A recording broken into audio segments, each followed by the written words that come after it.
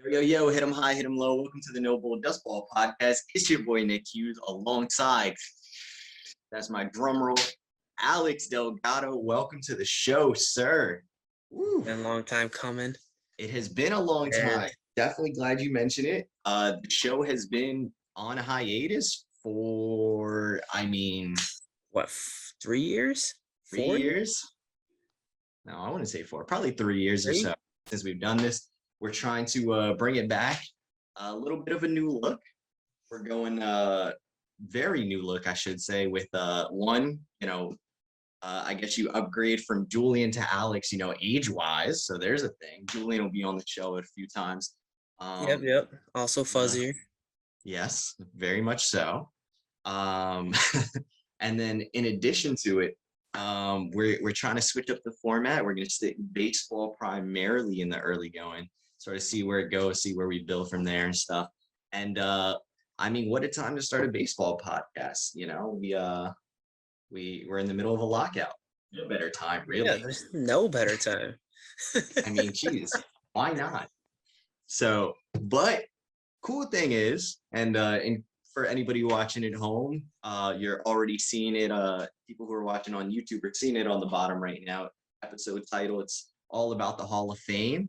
This past, was it Tuesday? Hall of Fame elections announced, and boy, do we have some takes on the matter. Boy, do we. Absolutely. We're going to start with our leading off segment, and we're gonna go ahead and get right into the one man who is joining the Hall of Fame. Granted, we're going to get the veterans elections and all that stuff. Yeah. We'll see what we get there, but at least the guy we know of for right now, David Ortiz, Big Papi, going to the Hall in the summer of 2022. We'll start here. Alex, stats alone, and we're just going to go stats. We'll get into other stuff in a minute. Okay. Stats alone, Papi a Hall of Famer. Stats alone.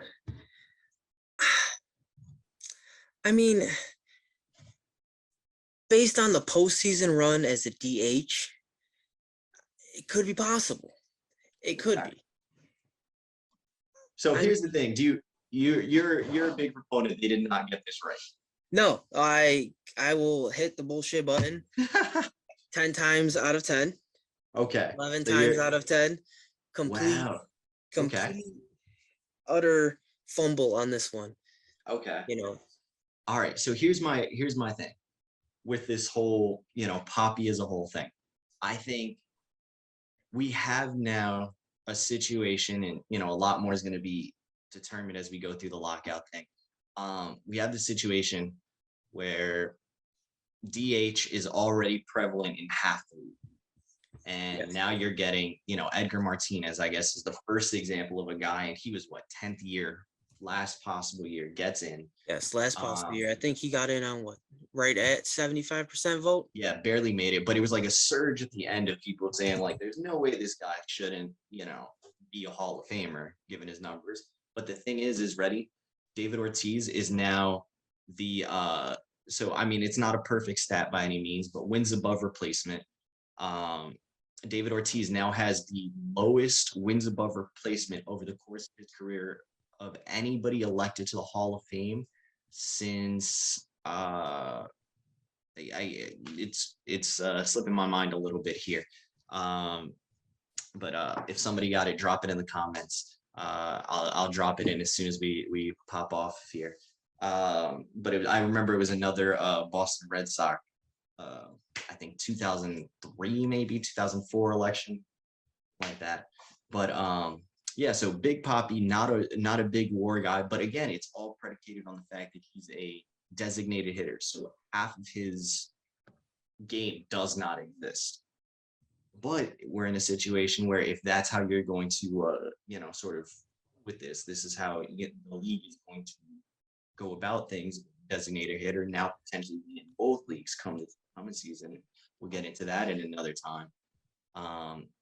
Are we now looking at a situation where, more and more DHs will get in because of this? Is the same thing with relievers. There's that Rivera Hoffman level. Do relievers start jumping in? And that's something we'll touch on in a little bit. But these are guys who've traditionally been undervalued because their game is very predicated to one-sided or very uh, tight knit in terms of appearances and stuff. You're essentially losing. So that's Yeah. my one sort of hang up. I mean, granted though, as a DH, he did hit 541 home runs. Yeah, I mean that's You can't take that away from the guy. absolutely no. Was it 17th all time? Something like that. Sounds about I mean, right. Yeah, I mean, you can't knock it. I mean, Yeah. how many guys have hit 500 home runs and aren't in the Hall of Fame? And I mean, we'll get to Bonds, Sosa, McGuire soon, but Yeah, we got them in a minute. But that's the thing is, we have this situation where, it's the numbers are there from just a pure offensive category. But you mentioned Bonds, you mentioned so here's now where we transition into the allegations surrounding David Ortiz. And this is where I think you and I differ a lot.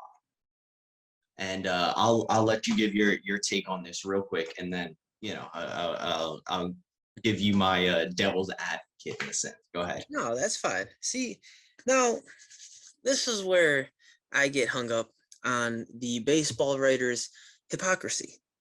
Yes, I think we're both on the same So page there.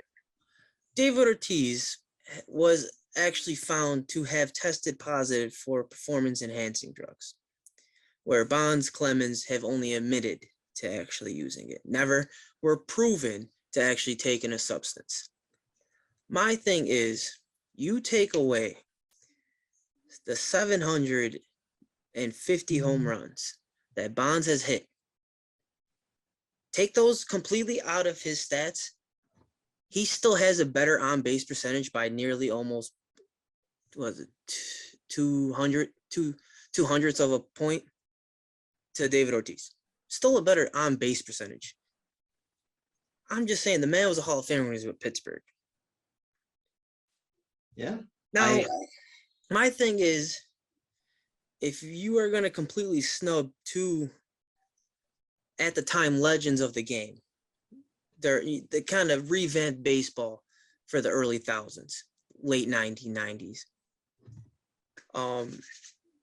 But then kind of turn a side eye to Big Papi, even though it was proven that the Dominican Republic was giving him some substances. I don't know. You can't be a hypocrite about it.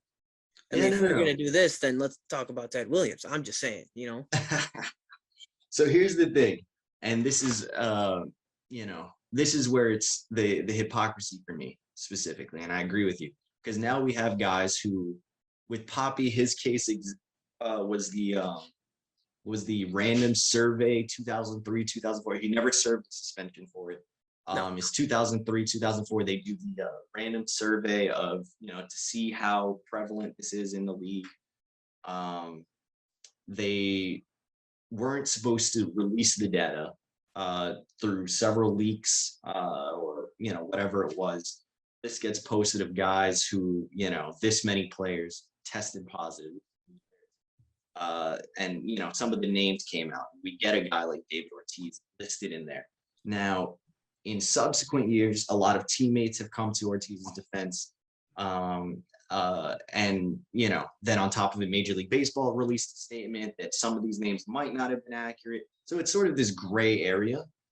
But my thing is, and with a guy like Ortiz now joining, and here's some other names that have gone into the Hall of Fame quite recently. F. Bagwell, same thing. Yeah. Mike Piazza, same thing. Same thing. Guy we both love, Ivan Rodriguez. Yes. Also all in this sort of shadow realm. And the most egregious part of this is, these sort of baseball writers are asked to, take the time to really, check the characters and be the morality police for baseball players. Huh? I just want to know since when. But here's the thing is, all right, so we're going to hold out a Bonds and a Clemens, and, we'll get a little bit more into their case specifically in a second. But I look at it as Ortiz gets in on the first ballot. Pudge was first ballot. Piazza first ballot, I believe. Bagwell a couple in. And no, Piazza was not. I think Piazza was a couple ballots. All right. So we got Pudge in the Hall of Fame. We got Piazza in the Hall of Fame. We got Yep. Bagwell in the Hall of Fame, and now we got Poppy in the Hall of Fame. And I look at it on the flip side, and I go, Veterans Committee. They threw Bud Selig in there. First chance they get, the guy who's overseeing this knows this is a problem, does nothing about it. Yep. And now we flip the page into our middle innings, and right now we got the bad boys of the ballot. Yes. And right at the top of that, there's two names that I think are bolded and about to be backspaced. We got Roger Clemens and Barry Bonds. Now 10th time on the Clemens. ballot. Huh? Now Clemens, I think Clemens was a Hall of Famer when he was with Toronto. Before he even came to the Yankees, before he went down and pitched in the National League for Houston, I believe Clemens was on a fast track to. And that's the thing. And here's the thing. I mean, how do you leave out the home run leader and the Cy Young Award winner leader? That's all I want to know. You got a 7-time MVP and a 7-time Cy Young Award winner who are not going into the Hall of Fame. Yeah. And now do not get me wrong. My stance on this has changed dramatically over the years because I was, I grew up a big Jeter guy, as did you, and we go, hey, these are, they're good guys playing, and these bad guys don't deserve to. But you look at it, and if you're looking at the numbers, Barry Bonds could very well you look at the numbers, you pull up his baseball reference page, and you say to yourself, I'm looking at the career of the greatest hitter to ever grace the planet Earth. Yeah. Now, one of them, I would say. No. Like I said, it's debatable. He would be the greatest hitters out of the MLB since dating back till 1902. He is probably one of the top 5 best hitters. Him, Tony Gwynn. You know what I'm saying? Yeah. He's like, that's what I'm saying is so. And him, Tony Gwynn, Ted Williams. Okay, we go in your top 5? Go ahead.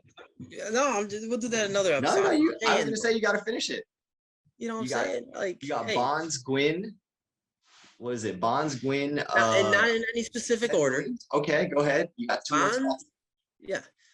Bonds, Gwynn, Ted Williams, DiMaggio. Okay. Oof. And probably Roberto Clemente. Wow. Those are hot takes. Hot takes all around. We can definitely have a whole episode debating that. Yeah, we're going to have some fun with that one. All right. So anyways. You're going to get torn apart in the comments. I just want you to know that. That's fine. Tear me apart in the comments. Look at numbers. Look at batting averages, on-base percentage, slugging. Yeah. Alex is a big OBP guy, guys. So we have score if nobody's on base. So here's my thing. We're just gonna do this one, okay? You're on the election committee for the Hall of Fame. Are you checking off the names of Bonds and Clemens to get in there? For the 10th, this last time that they're on the ballot, I would have checked their names. I would have given at least the bare minimum to get in. I would have. Now, like Kurt Schilling and Sosa. Yeah, no. Now you move down into this next tier of guys who, Sosa, not for nothing, the prime is all time. Yeah, but that's what I'm saying. The prime was all time. Yeah. It's one of those, I don't know that I could justify a Hall of Fame that has Sosa but no McGuire. Yeah. If you can't tell the story of baseball without those guys. You know, I get it. No. However, that home run race was probably one of the top. It saved baseball. And let's be real. Baseball has never been shy about marketing, or they didn't return any of the fans' money who showed up for it. They didn't say, "Hey, we're gonna reclaim all that merchandise we sold you." It saved them out of It saved them out of the strike. The home run chase, and now we got a situation where all of a sudden we're looking back at what produced the home run chase, and we're supposed to frown upon it. And it's. Steroids don't do nothing for your hand-eye coordination. No, for sure. You still got to hit the damn ball. There's 2 sides to that steroid argument. We could get into that a little later. Yeah, for sure. There are two sides to that steroid argument. Yeah. And it's something we could touch upon. Yeah, for sure. And, we'll keep with the steroid before we move into another name you mentioned there about a guy who didn't get in. a guy who was on the ballot for the first time this year, Alex Rodriguez. Now that Now, is something that I think is hilarious, where okay, Ortiz gets the most votes, and then okay. A-Rod gets the least. Yeah, I think not literally the least, but of the big name sort of I would guys say who, he was yeah, barely 30% yeah. out of people that might be deserving of it. Mhm. I I mean, don't, I don't terribly disagree with you. However, my differentiating opinion here is, and I touched on it with Ortiz, it's the sort of random test he gets named in. yeah, No real suspension. A lot of people go on record later on saying it wasn't really him, whether it was or was. It's a gray area. yeah. There I is mean, Manny was on no that list there is no gray area when with it A-Rod. comes to Alex Rodriguez. No, That does not exist. no, This is where I say, even with guys like Bonds, Clemens, hell, even Sosa, McGuire, guys like that, Palmeiro, you look at those guys and they did it, admitted to it or didn't admit to it, whatever it was. But their sort of crimes took place at a time when this was not banned. This was yeah, not outlawed. yeah, They just took advantage of a flawed system. Do not get me wrong. yeah, And, I think there's a certain element of accountability that these guys need to have and need to show. And yeah. we'll see, where it lies with the baseball writer or the Veterans Committee, I should say, going forward. But I look at it and I say, all right, damn, with Alex Rodriguez, this is a guy who played a majority of his career in an era where we are testing and suspending. He Yeah. served the longest suspension still in the history of this game for PEDs. Or did Cano just No, top the full year? no. Someone else just topped it because they just had Somebody a get the full, lifetime? no. Somebody got the full year ban. Yeah, Cano just had it this past season. Yeah, Cano had the 80 game, but he got hurt. Remember? Oh, maybe. I thought he had the 80 game, but no, there was a minor leaguer that got snipped once before, came Okay. back the next year, and I think he got the 162 ban. Okay. Well, regardless, at the We'll come time, back it with was that. Alex Yeah, Rodriguez served at the the time. longest at the time suspension for it. Yep. What a 1, 2, 3 strikes you're out kind of guy. Each time denied it, later, owned up to it. He's been on sort of this media crusade to conquer the world. I think there's differentiating opinions on, is it because he's trying to win over those votes, or is it because, he's just a media whore? Like, I think that's a little of this, little of that kind of thing. But yeah, can in we say horror on the air? Because A-Rod, capital W. and that's coming from two longtime Yankee fans. So I guess we know better than anyone. Yo, All right. So here's the thing, though, is we talk about, and you mention it. You say Bonds before the steroids. You say Clemens before the steroids. Is Alex Rodriguez then on that list for you as guys who no steroids should be in, or is it a situation where we don't know, have enough of it? The thing is, though, the difference with A-Rod, it wasn't steroids that he was on. Oh, whatever it was. He was I on mean, a, yeah. PED, you can say PEDs in general because there's a whole variety. Because right now, Adderall is considered a performance enhancing drug. Oh yeah, I mean that's just a whole nother. But if you are medically prescribed it through your doctor because that's a necessity for your brain to function, what do? I'm just saying that. I mean, it is don't get me wrong, it's a very tough thing, but that's a situation where, if a guy has asthma and needs a freaking inhaler, I'm sure there's a workaround for those guys. And baseball is made aware of their medical conditions. And baseball understand. And, they're not taking it in a capacity that, allows them to really perform better. Your asthma inhaler ain't doing what it needs to do to get you 30 pounds more ripped. No, but I'm just saying, though, like when Pettit was on trial, Pettit was saying, I was taking HGH to recover. So I can get to the field faster. I can stay on the field longer. Yeah, but ready, that's even a guy who's getting ripped right now. He's not Yeah. anywhere close to climbing that ballot. No, nowhere close to climbing it. And I think he's more deserving than some of the other names on there. Oh, for sure. I mean, you're talking about the all-time playoff wins leader, Yep. top two, top three, maybe all time It's for the New York Yankees, the more yep. storied franchise in sports. That's a whole other, sort of debate and stuff. And while we're on the topic of pitchers, and Alex Rodriguez is a very good also segue to the controversial. There's one last bad boy that is Yep. now off the ballot for good in Curt Schilling. Yep. And this is going to pain me as a human to say out loud I think I know. because fundamentally I disagree with everything the man is about. Yeah. Some of the most and it's not for us to repeat or encourage anyone to go take a look at some of the most horrendous statements and conversation piece, if you will, that I could imagine. That's why I'll never say it, and I'll let you say it. It's one of those, but I will say, numbers alone. Yeah. Curt Schilling is a Hall of Famer. I mean, he was one of the reasons why Arizona won in 2001. Yes. And why the Red Sox won in 2004. Very painful memories for Yankee fans. Yes, absolutely. Super. I remember it. I remember hating him. I remember vividly. I was one of those advocates going to school saying that was ketchup in his sock. Absolutely. Big conspiracy theorist.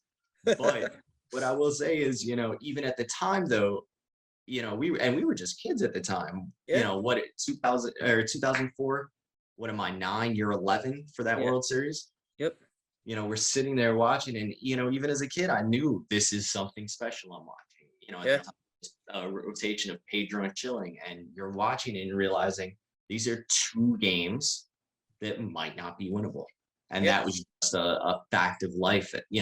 Any rotation he won. That's you look at that game as, and it's crazy to think he was second fiddle in the two high profile rotations he was with, because Arizona he's behind Randy Johnson.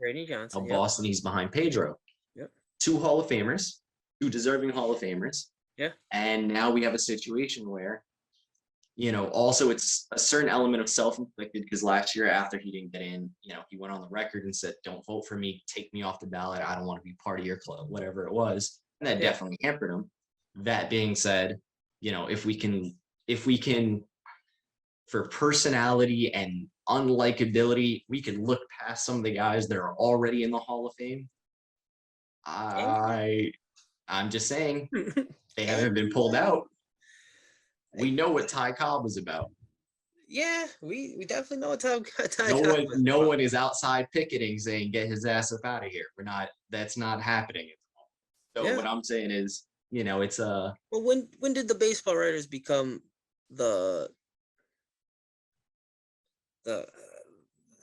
morality police? They're the morality police. Yeah, that's what I'm. And that's the hard thing. That's the baseball writers should be writing about baseball. Yeah, there's a lot of characteristics of people that are, I mean, I wouldn't say lesser than human, but makes me want to, take a baseball bat to their head. But on a baseball standpoint, that's what we're here for. Absolutely. And that's the thing is, how do you justify some of the guys who are in versus some of the guys that are out? Yep.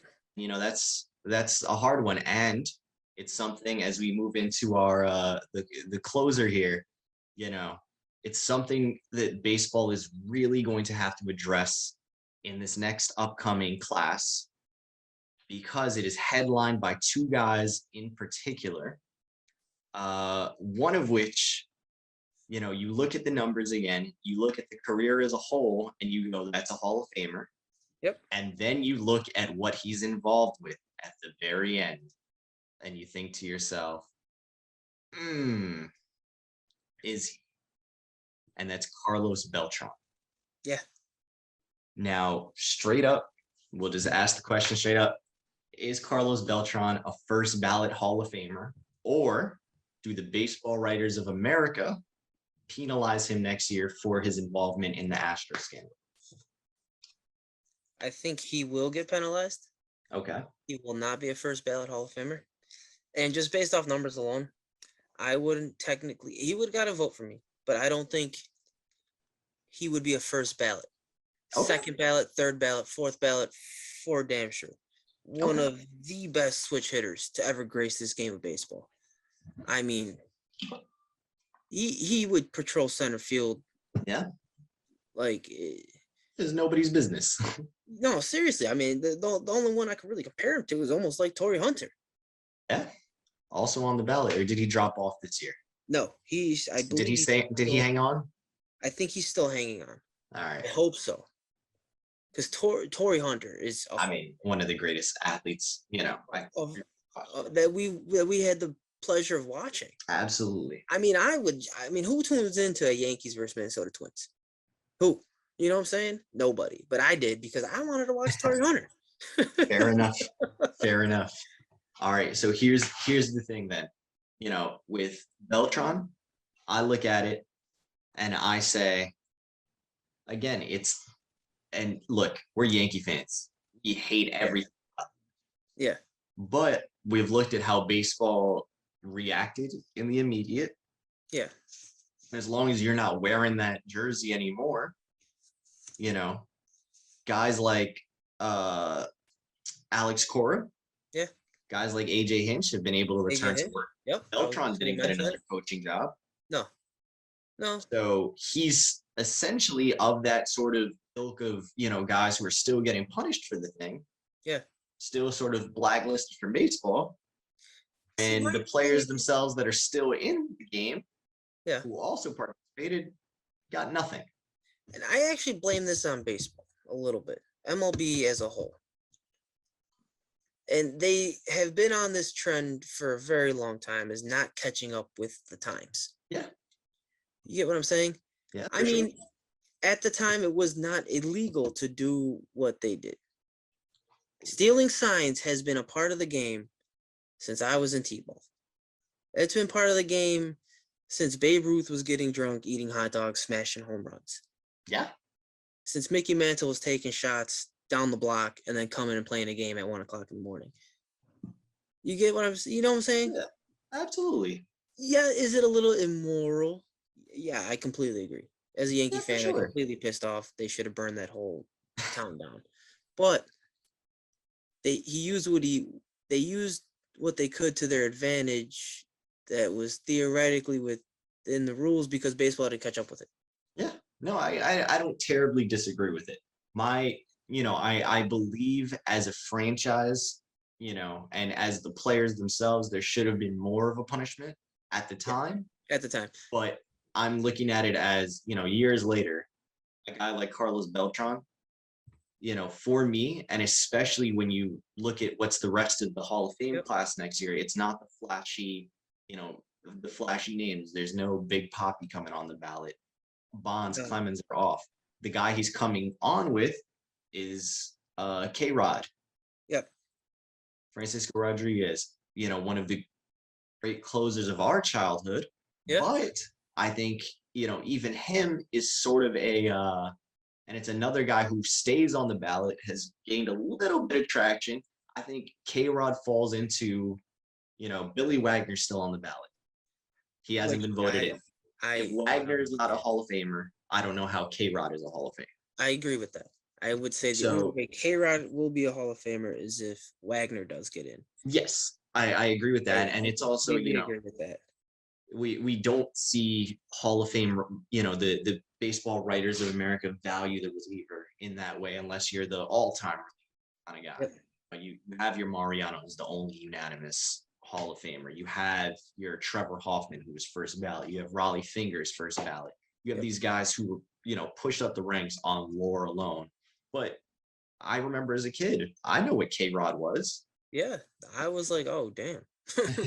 K-Rod was lights out. Yeah, K-Rod was lights out, even when he came to the Mets. Yeah, it's one of those. You look at it. Also, even Billy Wagner coming in. I'm like, oh, exactly. Damn, Billy Wagner's about to pitch. Yeah, Can you we knew do it? that was. How's he feeling today? How many pitches did he throw last night?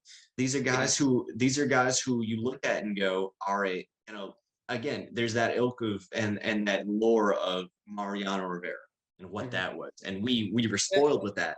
But as close to that as you get, I think in our youth and stuff, and watching baseball as a kid, we had guys like Billy Wagner and Francisco Rodriguez, who when you saw them coming out of the pen, hey, we had our chance in the eighth and we blew it.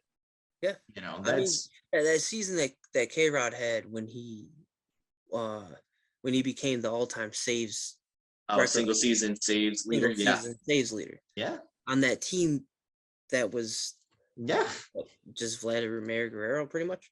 yeah, A crumpled Tory Hunter, yeah. I mean, it was, and that's the thing is, you know? so I don't think he's a. I think he should be, and let me clarify that he should go into the Hall of Fame. And I'm not a big proponent of this whole, oh well, there's a certain standard we have to hold, first ballot guys to. I don't love that. If a guy's a Hall of Famer, put him in the free Hall of Fame. Don't make him Yeah. wait. To me, that No, makes. I would say make him wait a year depending on who you got on that ballot. Well, yeah, I no, mean, no. there's If you got 10 slots, like next year's ballot coming out. I mean, hey, yeah, that's let's the be thing. real. It's not a crazy strong ballot, and that's why there's a couple other guys on the list who have seen marginal progressions over the last year, and we saw them take further steps forward this year. We got guys like Andrew Jones, Scott Rowland. Yep. Missing Todd anybody? Helton. Todd Huh? Helton. Oh, Todd Helton. So Yep. you have these guys who maybe weren't the sexiest names, but No, they've but I made mean, what Scott gradual. Rowland did in 2006. I I was mean, just gonna say, I you mean, have this. the man's one of the top third basemen. I would say Scott Rowland's a top 10 third baseman all time. For sure. I wouldn't disagree with you. I think it's something like I'm trying to remember the exact stat. It might have been like OPS or OPS plus, something like that. Mhm. He's 10th all time. It's 8 Hall of Famers and Adrian Beltre, who's not eligible yet, are the only Yeah, players. it's 2023 is coming out eligible, isn't it? Yeah. So No. Yeah. next year's 2023. So Yeah, it's 2024. yeah, I think 2024 maybe. But for a guy like Scott Rowland, I could see Scott Rowland making that jump next year when guys aren't so, obsessed on the Bonds, Clemens, Ortiz, Schilling. It's a lighter ballot in that sense, storyline wise. That ballot though, I don't know if you took a look at that 2024 ballot though. I have not yet. That ballot, that's gonna be a good one. I'm not gonna lie. I mean, you got like Utley on there. You have Adrian Beltre. Mm-hmm. I mean, at the time, you might still even have Jimmy Rollins on the ballot, even though it's an he interesting was on one. this one. Yeah. You know what I'm saying? Yeah. So it's gonna get interesting. It does, and I think it's interesting for us because this is the era of players where we grew up with them, and we know these guys. Yeah, but I mean, like we grew up with them as like where we were actually very understanding of the game and how it should be played. Yeah. No, for sure. Yeah, I mean, yeah, we talk about 04, we were, 11 and 9 and 2001, but you know what I'm saying? Like, yeah, for sure. No, 2009, you get, when it was Yankees and Phillies World Series in 09, like, for sure. And you have the better sense of, these are the best players alive right now. And and yeah, absolutely. You felt that way. And, I think it's very interesting. So, all right. You're a voter in 2023 because this podcast went so well in the first year. For some, it went so well. So well, we got to vote. All right, what is your who do you got going in next year? Next year, oof. How many votes do you get? You get 5, right? Yeah. 10. You get 10 votes. What? But 10 guys in. Which wow. always. And then you got, that's part of the issue, but that's I think that's a whole other podcast on how to fix the damn vote. But yeah, that too. Next year. Well, next year, you have names like Jason Worth. You have names like Jared Weaver. You have Matt Cain, Carlos Beltran, K-Rod. But also from the ballots this year. So my 10 votes. And again, you don't have to use all 10. I'm just throwing No. that out there. I got you, but Yeah, we'll just go ahead. we'll keep it at what it is. These are the people that would get my vote. Scott Rowland gets my vote. Okay. Andrew Jones gets my vote. Like it.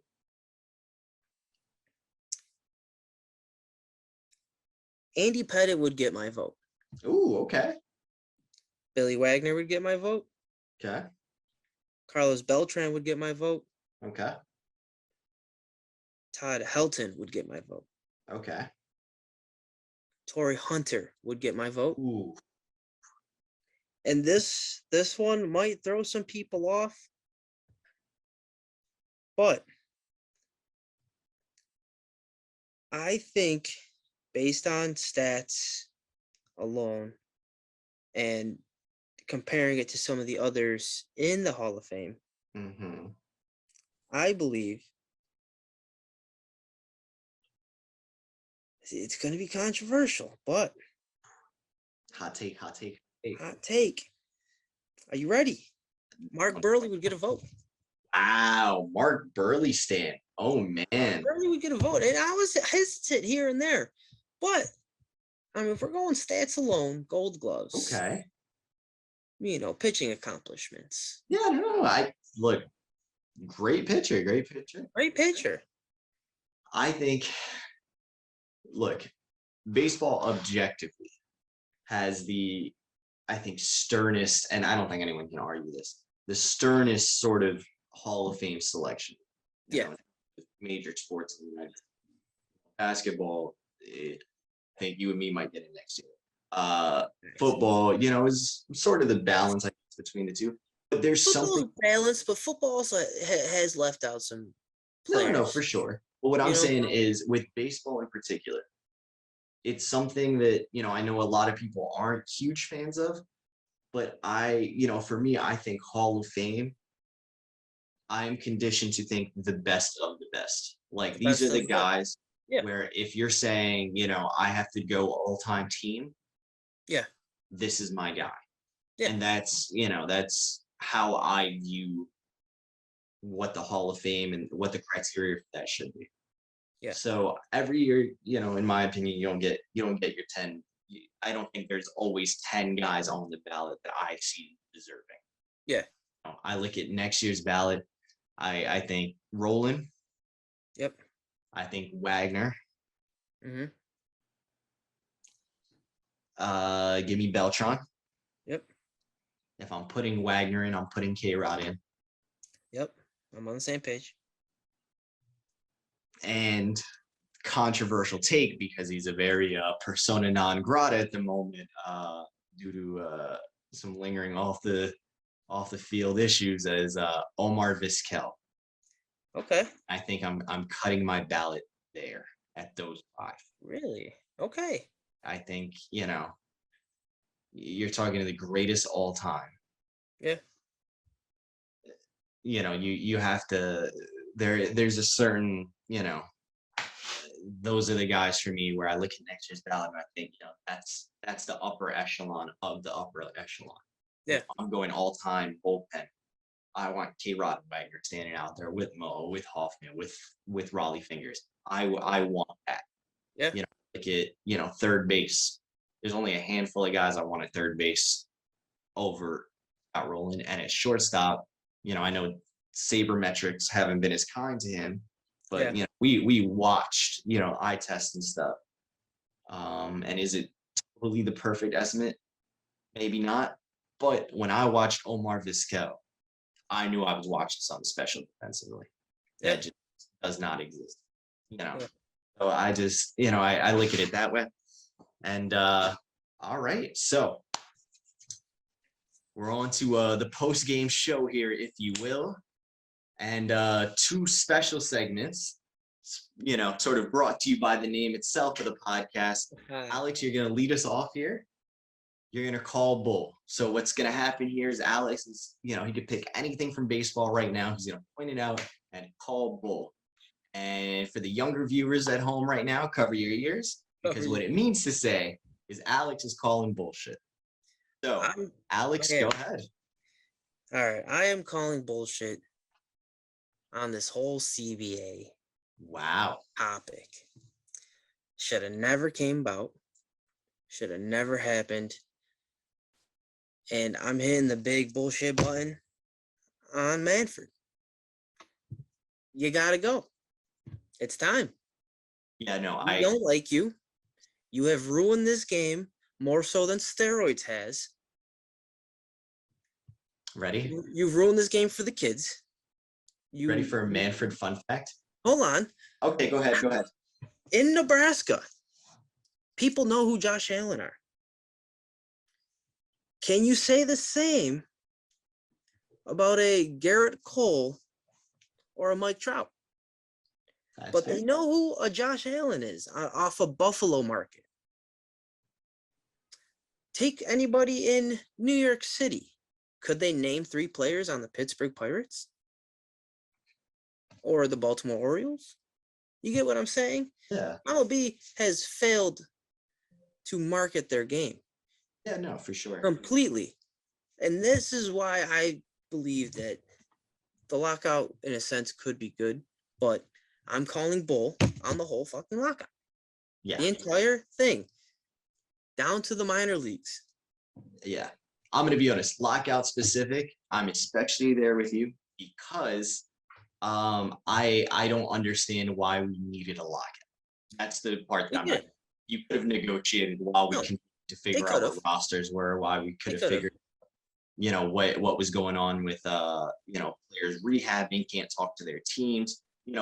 We could have still had an off season. Yeah. Fun Manfred story before I finish this thing off. Here's a fun fact. His wife is actually a college counselor at my old high school. Oh, no. Ah, No way. so Well, crazy. Started there the year after I left. We're gonna have to blow her office up. That way. Not like that. I mean with like phone calls. I was Here we gonna go. say, I Now think, the FBI is knocking on my door. Anyway. no. I think you meant with the phone calls. Yeah, Well, with the the phone office calls. time. Hey, Absolutely. tell your husband to Yeah. retire. Yeah, You no, know for what I'm sure. saying, though? Kind of crazy. People, more people know who's on the Jacksonville Jaguars than on the Cleveland Indians or even the Houston Astros. Let's Yeah. just put it that way. Yeah. You get what I'm saying? It's a huge marketing issue. All right. So we started with the bad and we'll end with the good. So the final segment, also sponsored by the name, we're going to tip our hat to somebody who just balled out in a segment that we're calling He Just Balled. And this week, it is not a player who balled, but an agent. And an agent we are all too familiar with, Scott Boras. Because the already projected best free agent in this class, Carlos Correa, remains unsigned as we now enter week whatever of the lockout. Just signed with Scott Boras and his agency. Left William Morris, I think he was at before, signed with Scott Boras. And just off of name recognition alone, the game just changed on the Carlos Correa market. Yep. A guy we were already projecting to get the most money. Yeah. A guy we were already projecting to probably set some sort of, record going forward. I mean, he could touch Trout money or Harper money in terms of, overall or average annual value for a position player. I don't think anybody's touching what Scherzer just got that way. No. But he would have gotten something, very up there already. Now you add in the most aggressive, hungry sort of shark in the ocean to the equation, representing him, and you start to realize, man, we are in for a bloodbath. We could be a couple days away now from opening day, whenever, depending on this whole lockout business. Opening day, July 1st, 2022. Oh, wow, you're calling that? You want to know what? We should do an over-under segment, and I will take the over. I believe. Wow. All right. So ready? That this can go. I will How about this? This is where we'll do it. Okay. So I think opening day is actually slated for the first week of April. I think it's April 1st, to be honest with you. Okay. April We'll say 1st or we'll April set 3rd? April 1st. All right. Hold on, give me 2 seconds. All right. Well, you look at it, whatever opening day it was supposed to be for Major League Baseball this year, I'm going to ask you, and we'll set the over under here. Are players at least in spring training? Have they at least reached spring training by the time opening day was supposed to be? Opening day is supposed to be Thursday, March 31st. So Thursday, March 31st, are players at least reporting to their spring training camps by that point? Are they going to be reporting to spring training by March 31st? By March 31st, as the lockout ended and they're at least reporting to camp. Honestly, because this is falling on the owners. Oh yeah, for The sure. owners aren't willing to negotiate nothing. That's But why that's the we're in thing, a well, lockout. They're I was gonna greedy. say, Look at that's it. Pittsburgh's owner. Look at Pittsburgh's owner. Just take everybody Pittsburgh had. They could have made a potential playoff tsunami in 2015 if the owner maybe took a little bit out of what they were doing over at Heinz Field. Pay some people.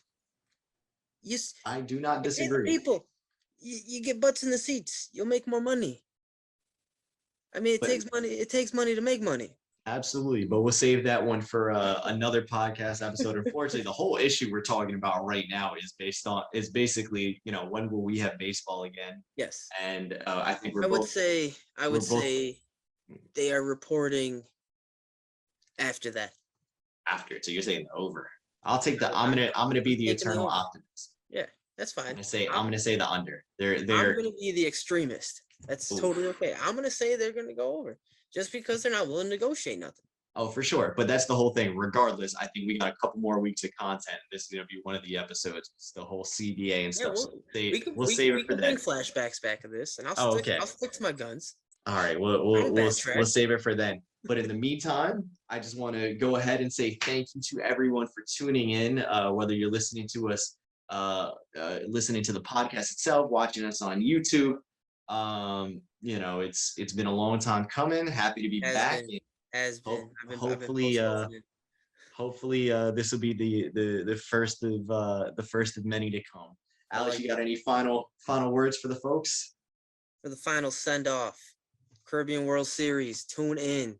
I almost got fired once because I was watching it. I told my boss, "Hold up, Puerto Rico's at bat." There we go. Beautiful way to end it. It has been real. It has been nice. It has been real nice. Thank you so much again, and have a great night.